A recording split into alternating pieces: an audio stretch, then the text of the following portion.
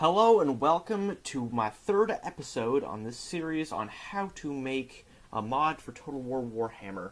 I'll be continuing on my explanation of, or step-by-step making of a mod for pigeon bombs. And in the last episode, we were just making the basic, just constructing the basic foundation, including main units and land units. And since then, I have recognized that my spelling of pigeon was perhaps not the right one. I looked it up. It seems as the way I was spelling it was some old version or something. So I changed them all to omit the D, and now they're all Pigeon. So we left some hanging strands last time. The first was the description texts. So we'll go into here, and you can see unit description text. There's short texts, historical texts, strengths and weaknesses, and just texts. Strengths and weaknesses don't have anything in them. That was used for like previous things, previous Total War games. I'm pretty sure Rome and Attila had them. Well, no, I don't think Attila probably didn't have them because they had bullet points just like Warhammer. But, and unit description text also has nothing. So, the two main things are short texts and historical texts. The short texts show up on the unit card when you replace the bullet points with short texts. And we'll just be creating one right here. Warhammer main unit, short text. Oh, crap. Yeah, the problem with this new computer is some of the keys, it's not really new. It's very old, actually. The keys doesn't work, so I'm going to have to copy this, sadly. Oh, oops. And I can't even undo.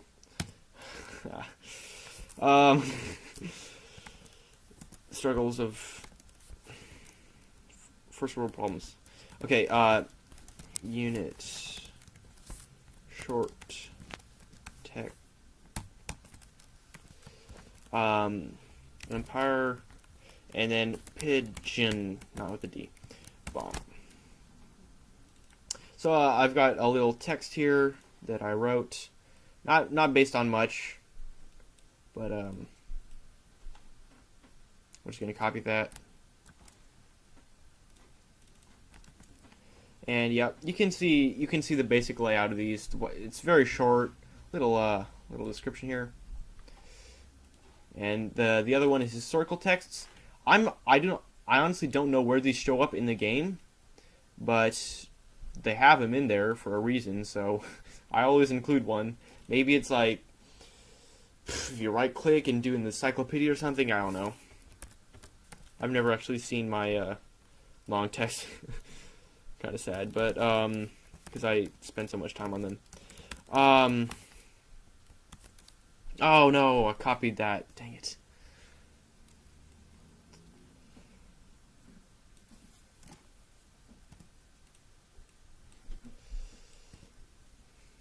Come on. Okay. I have to copy the X again. Sorry. I probably should bind that key to something else, but I've already bound W and S to the arrow keys, so.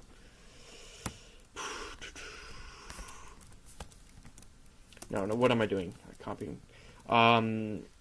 Pigeon bomb. And then we'll copy this.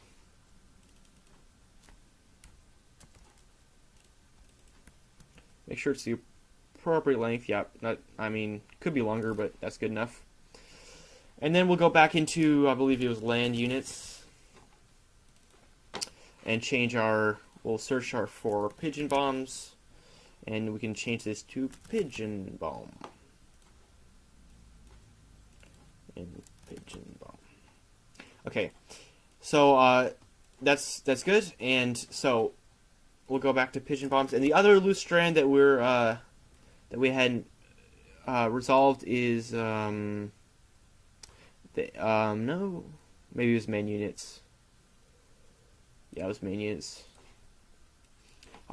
There's a lot of similarities between main units and land units. You just have to sometimes just look between the two to find which which one it's in. So yeah, it was UI unit group land and UI unit group naval. And this is a good opportunity to show you another tool that the Dave assembly kit has that the pack file manager doesn't have, and it's this little show schema button over up here. And every time a column or something references another table, the show schema will display which table is calling upon. So we're looking down here. Over on the left is what column, and then over here we can see table relationship over here. So on the left is UI unit group land, and over here table relationship UI unit groupings.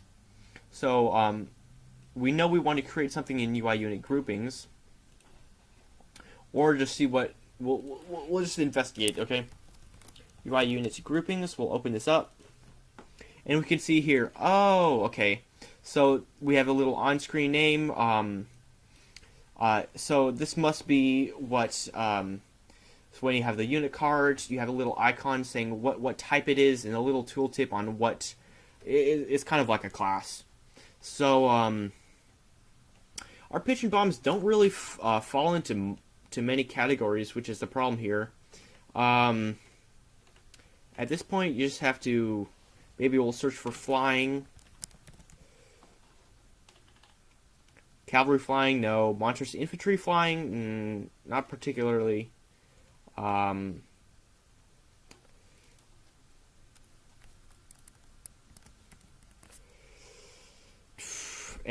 we could do we could make our own.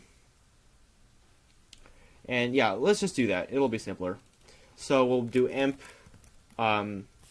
pigeon bombs, and we'll have an on-screen name. Flying flying bombs.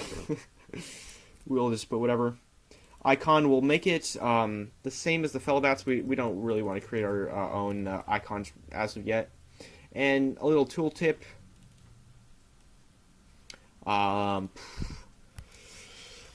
Expendable. Oh crap! Come on, X key work. Okay. We must have an X somewhere in here. There we go.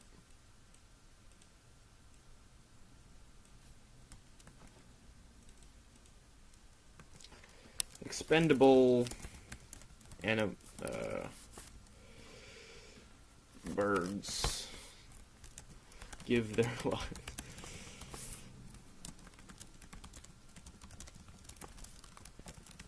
Okay, just a little tooltip.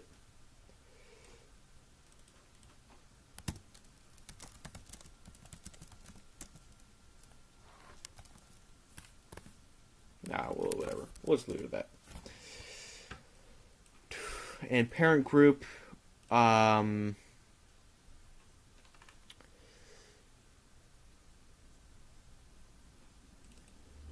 do artillery war machines. It's hard to say they're artillery war machines, but whatever. That's good enough. So we have UI unit groupings, and then we can go back to our main units. And oop, did I have it? Yeah, if it doesn't update unless you press apply and close, so we'll go back into it, and it'll have updated.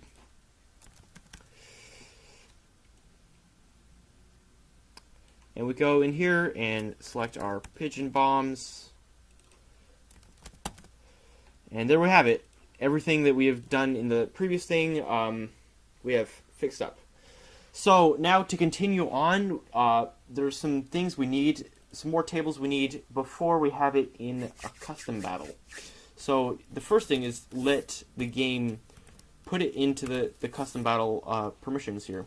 Units custom battle permissions. So this is where the game asks what factions have what units in custom battle, and we can go,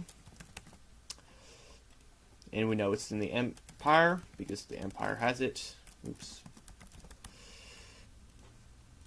It's not a general unit. It's not going to be in the first thing. It can be in a siege, and it can defend in a siege. It's not a general. It doesn't have a uniform set piece character. These are things that if you're creating a hero or a lord, you might want to include. You don't have to include. But we're not covering that right now. So this just lets it show up in custom battle under the Empire. And the next thing we'll be including is bullet points. There. So unit overrides. So when you have a little, when you have a unit card, it has little bullet points on what it's good for. So you can see what these are. Just you can see show schema, bullet points. It references the bullet point enums table. So we can go into here and see what text actually shows. But if you know them well enough, you can probably guess what they do. So pigeon bombs are expendable. There we go. Pigeon bombs. And once again, we can we can look at the gyrocopters. It's not really, yes, it is anti-infantry. But it's not really armor piercing. And then we can look at fell bats. Yeah, it has expendable. We can just call it expendable and anti-infantry. That's good enough. You can just look through here.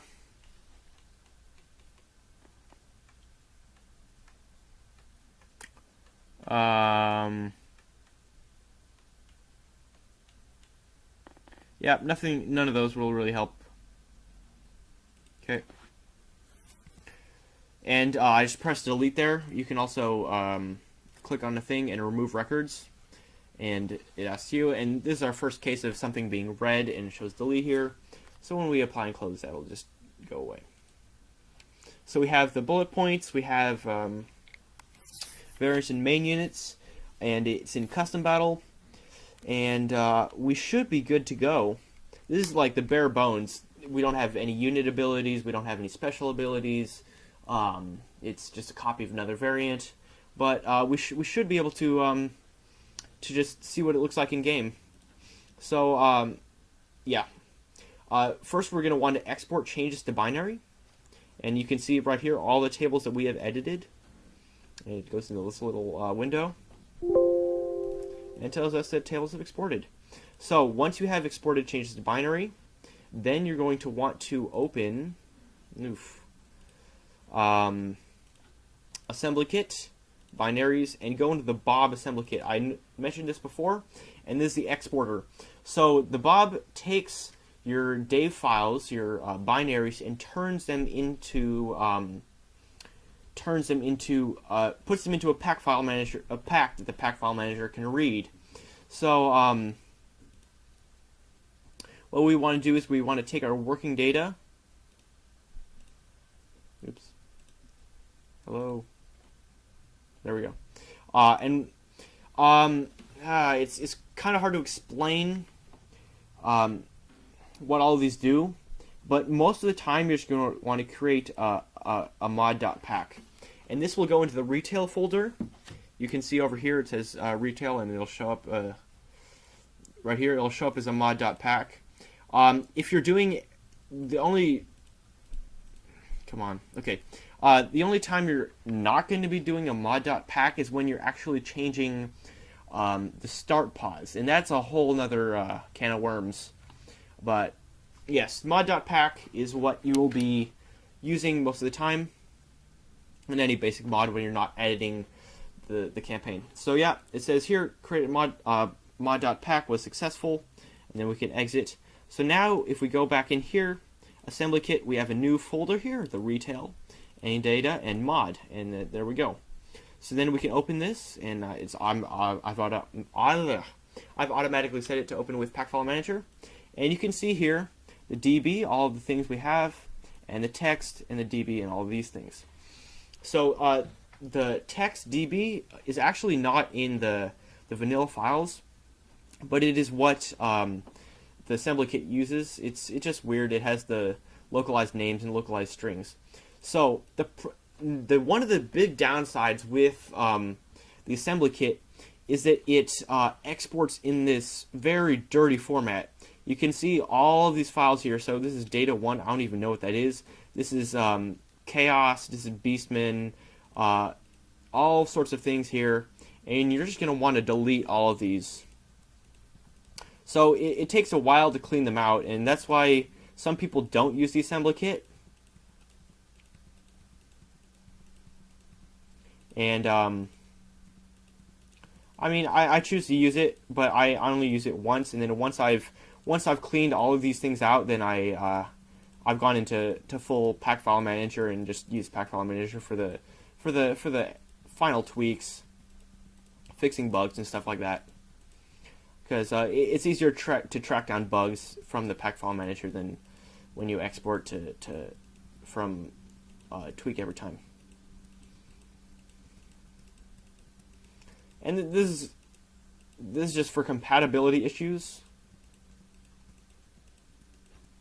So after we delete those, it doesn't look like we've deleted them, but once we press save, it'll show that they're all deleted. Now the other thing is that compatibility issues with other mods. So you can see here the assembly kit exported all of the vanilla files along with our one pigeon bomb. It should be somewhere in here if we look long enough. Come on. Oh no, we weren't organized by unit. And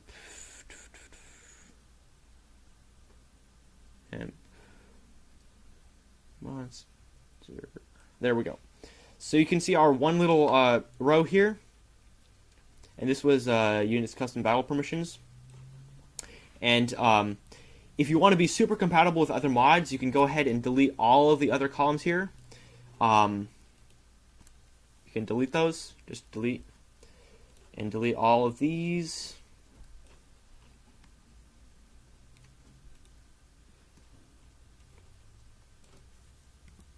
And this will be super compatible with other mods. Now, one thing you have to note here is that when you have the data __ core, you're also overwriting the vanilla files. So how the whole modding thing works is that the game looks in your data folder, and it reads the data.pack, it reads the vanilla packs like terrain and variants and variant DDS, and then it looks for mods, and then these mods can overwrite the vanilla files. So if we have the same name, it's going to overwrite them. But since we deleted them, then there would only be one unit in any of them. So let me explain that better. If we had not deleted all of those and we overwrote it and then added one, it'd be fine. But because we deleted all of the vanilla rows, overwriting it will result that there's only one unit available in the custom battle. So we're going to rename this Pigeon Bomb Data. There. And then we're going to go through the rest of these and Pigeon Bomb Data.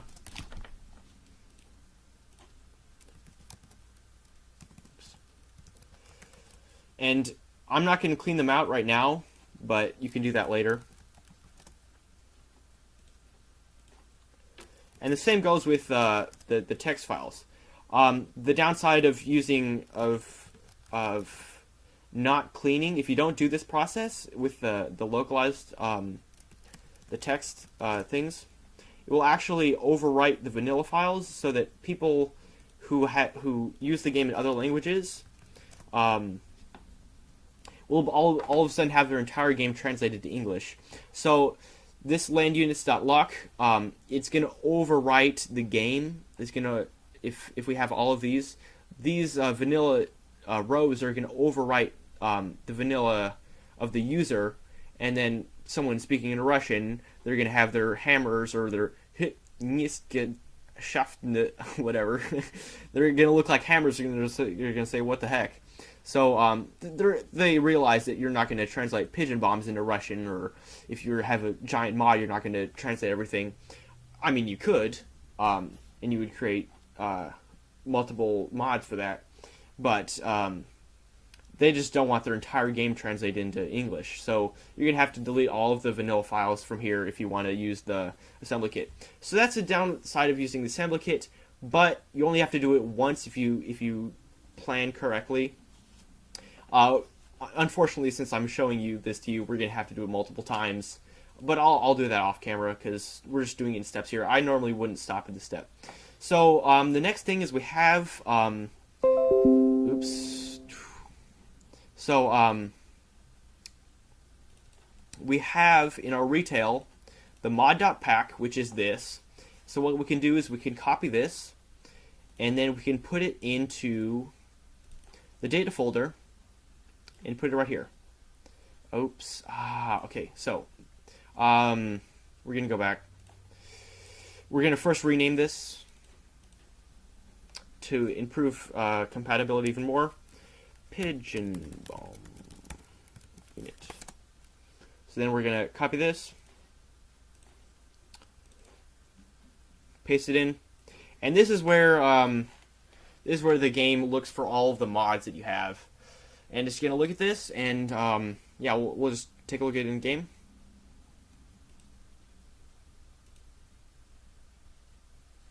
So, yeah, we just open this, and yeah, you can see how bad my game is. So, over here, these are all my mods. Right now, it says Pigeon Bomb is out of date. You can see this little thing here. If you select enable out of date mods, you can do it. The only reason this has an exclamation point is because it's not uploaded to the Steam Workshop. Once you upload it to the Steam Workshop, it won't have this icon anymore, and it'll be perfectly fine. This warning sign means we don't have an image, but all the mods that are uploaded to the workshop have that. The reason my mod here has that exclamation point is because I haven't updated since the patch. But same thing with this mod. And yeah, I have not updated those. Well, we're going to enable that and make sure none of these other ones are checked. And just boot up Pigeon Bomb unit.pack. So now we've booted up the custom battle menu, and we can see in here that we have the Pigeon Bombs right down here. Has the same icon as the Fellbats. It's in the Artillery and War Machines category. Flying bombs, we've created our little icon here. Expendable birds give their lives for the good of the Empire. And we have our little bullet points here. We have the stats of the Fellbats. And if we go over here, we can see the little tooltip that we made. Unlucky pigeons fitted with a metal harness and a bomb are sent towards the enemy with unreliable results. So it doesn't have any bombs because we haven't put in any abilities. But now we'll just look at it in battle. I'm very sorry. These graphics are going to look terrible, absolutely horrible. Oh crap! Oops, the AI picked an army for itself. But either way, my graphics are going to look so bad. It's not going to be worth it. But at least we'll show that they do look like Fellbats.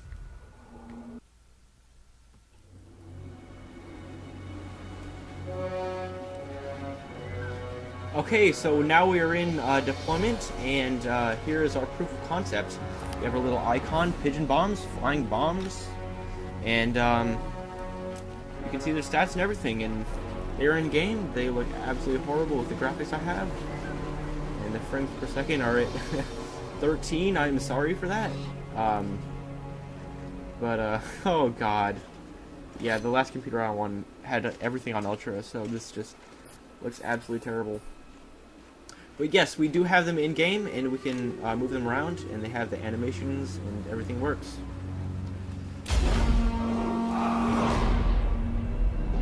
Okay, and this will just wrap up the third episode of this, and in the next episode we'll be going in deeper on how to create the bombs, and we might get into the custom unit cards and the custom variants later down the road.